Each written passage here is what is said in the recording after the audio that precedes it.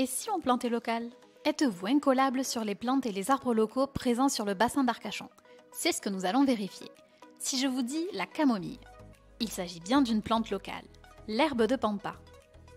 Bien que l'on en trouve beaucoup sur le bassin, il ne s'agit pas d'une plante locale, la sabline des montagnes.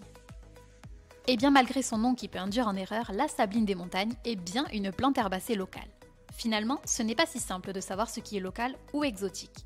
Et ça sert à quoi de savoir tout ça? Connaître les espèces locales permet de savoir quelles plantes mettre dans son jardin pour éviter d'en avoir des trop gourmandes en eau et surtout pour favoriser la biodiversité, locale bien sûr. Et d'ailleurs, même si certaines plantes ornementales représentent un intérêt pour le jardin, car elles se développent vite et servent de brise-vue, elles peuvent avoir de lourds impacts sur l'environnement, sur les paysages et même sur notre santé. C'est notamment le cas de l'ambroisie.